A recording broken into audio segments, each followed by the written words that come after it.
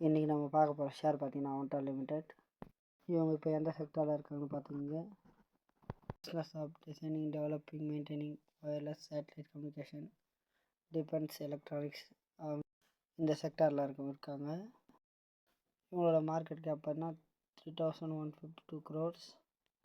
Current price பார்த்தீங்கன்னா 130.